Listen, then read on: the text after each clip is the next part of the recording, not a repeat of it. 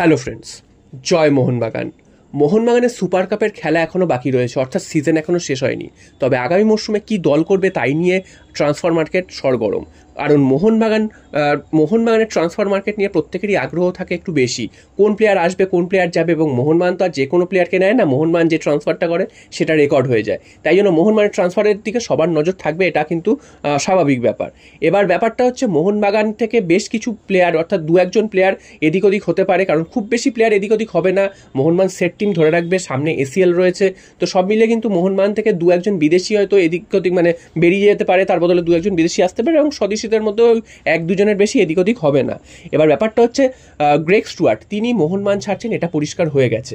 কারণ গ্রেগ স্টুয়ার্টের বয়সটা অনেকটা হয়েছে এবং তিনি নিজেও চাইছিলেন না ভারতে আর থাকতে, তিনি তার নিজের দেশে গিয়ে সেখানকার লিগে খেলতে চাইছিলেন। এবার গ্রেগ স্টুয়ার্টের বদলি তো একজন কোনো ভালো প্লেয়ারকে নিতে হবে, এবং মোহনবাগান যদি ট্রান্সফার মার্কেটে নামে তাহলে মোহনবাগান সেরা প্লেয়ারটাই তুলে আনে, এবং সেটা যত দামি হোক না কেন, এবং সেটা কিন্তু একটা রেকর্ড হয়ে যায়। সেই কারণে মোহনবাগান এই মুহূর্তে বেশ কিছু প্লেয়ারের দিকে নজর রাখছে, এবং লাস্ট 2-3 দিন ধরে একটা জিনিস চাউর হয়ে গেছে খুব বেশি করে, সেটা হচ্ছে মোহনবাগান কোনো ল্যাটিন আমেরিকান ফুটবলারকে চাইছে, এবং সেটা হবে ভারতীয় ফুটবলের একটা রেকর্ড ট্রান্সফার। তো বুঝতেই পারছো মোহনবাগান একটা বড় কোনো নামের দিকে ছুটছে। তবে এই মুহূর্তে মোহনবাগান ম্যানেজমেন্ট তো খুব চুপি চুপি কাজ করে এবং খুব প্রফেশনাল কাজ করে, তো সেখান থেকে খুব একটা বেশি নাম জানা যায় না। তো যেগুলো নামগুলো বেরিয়ে আসে বা রিউমার হিসেবে বেরিয়ে আসে, বেশ কিছু তো নাম উঠে আসে, সেইগুলোর মধ্যে দুটো নাম এই মুহূর্তে সব থেকে বেশি ঘোরাফেরা করছে।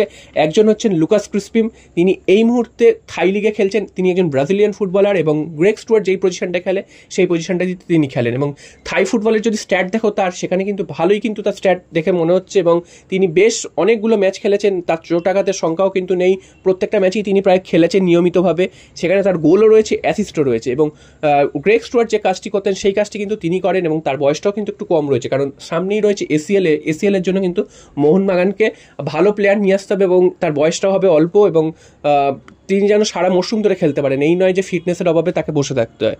তো লুকাস ক্রিসপিমের দিকে মোহনবাগানের সাথে একটা লিঙ্ক হয়েছে, এবং এই প্লেয়ারটি আসবেন কি আসবেন না সেটা তো অনেক পরের ব্যাপার, কারণ এই মুহূর্তে তার 30 জুন অবধি তার সাথে ওই ক্লাবের চুক্তি রয়েছে, বুড়িরাম ইউনাইটেড, তিনি এখন যেই ক্লাবে খেলছেন, এবং তারপর তিনি আসবেন কি আসবেন না তখন সেটা অফিসিয়ালি জানা যাবে। তবে এই মুহূর্তে এই প্লেয়ারটির নাম ভেসে উঠেছে, তাই বলে এই নয় যে প্লেয়ারটি আসছে, এটাই তোমাদের জানিয়ে দিচ্ছি যে এই প্লেয়ারটির সাথে একটা লিঙ্ক তৈরি হয়েছে মোহনবাগানের, এবং এটা একটা ট্রান্সফার রিউমার হিসেবেই ধরতে পারো। তো দেখা যাক আগামীতে আর এই বিষয়টা নিয়ে আরও ডেভেলপড হয় কিনা, এই প্লেয়ারটির সাথে মোহনবাগানের লিঙ্ক আপ আরও ডেভেলপড হয় কিনা, যদি হয় অবশ্যই তোমাদের জানাবো। এই নামটি উঠে এসেছে।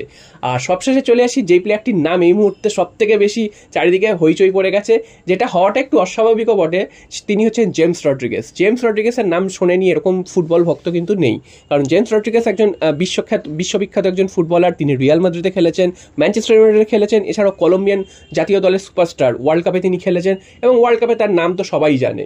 তো এই প্লেয়ারটি এই মুহূর্তে কিন্তু বেশ ভালো কন্ডিশনেই রয়েছে, এবং এই প্লেয়ারটিকে কিন্তু মোহনবাগান টার্গেট করেছে, এরকমই কিন্তু চারিদিকে ছড়িয়ে দেওয়া হয়েছে। তো আমরা যেসব প্লেয়ারকে টার্গেট করি সেই প্লেয়ারকে তো তুলে নিয়ে আসি, তবে জেমস রড্রিগেজের এই মুহূর্তে যা ট্রান্সফার ভ্যালু সেটা প্রায় 20 কোটি টাকার আশেপাশে।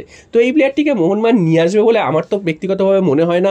তবে হ্যাঁ, মোহনবাগান এবার চাইলে যা খুশি করতে পারে, গোয়েঙ্কা চাইলে যা খুশি করতে পারে, কারণ আইপিএলে তিনি এর থেকেও বেশি কোটি টাকা দিয়ে ঋষভ পান্তকে কিনেছেন, তো সেখানে জেমস রড্রিগেজকে না নিয়ে আসার কোনো কারণ নেই।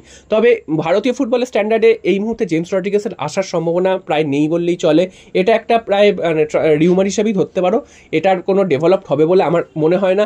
যদি এরপরে কোনো ডেভেলপড হয় সেটা তো অবশ্যই ভালো ব্যাপার, এবং ভারতীয় ফুটবলের একটা রেকর্ড ট্রান্সফার হতে চলেছে। যদিও আবার পাশাপাশি এটাও একটা জিনিস আছে যে এই মুহূর্তে যেটা ভেসে বেড়াচ্ছে চারিদিকে, যে কোনো ল্যাটিন আমেরিকান ফুটবলারকে মোহনবাগান নিয়ে আসবে, এবং সেটা হবে ভারতীয় ফুটবলের রেকর্ড ট্রান্সফার, এবং সবাই চমকে যাবে, এরকম একটা নিউজ কিন্তু চারিদিকে বেরোচ্ছে। তবে তাই বলে যে জেমস রড্রিগেজই তিনি আসবেন তা কিন্তু নয়, এরকম কিন্তু আরও অনেক ফুটবলার রয়েছে যারা হয়তো এই লেভেলের ফুটবলটা খেলেননি বা এই লেভেলে হয়তো পৌঁছাতে পারেনি, তবে তাদেরও কিন্তু যথেষ্ট নামডাক রয়েছে। তো সেরকম কোনো ফুটবলারকেও নিয়ে আসতে পারে মোহনবাগান, সেটা কিন্তু মনে হচ্ছে। তবে এই মুহূর্তে জেমস রড্রিগেজের বিষয়টা তোমরা ট্রান্সফার রিউমার হিসাবেই ধরো, এই প্লেয়ারটির আসার সম্ভাবনা প্রায় নেই বললেই চলে। হ্যাঁ, ভবিষ্যতে যে কোনো সময় যে কোনো কিছুই হতে পারে, সেটা নিয়ে তো এই মুহূর্তে বলা সম্ভব নয়।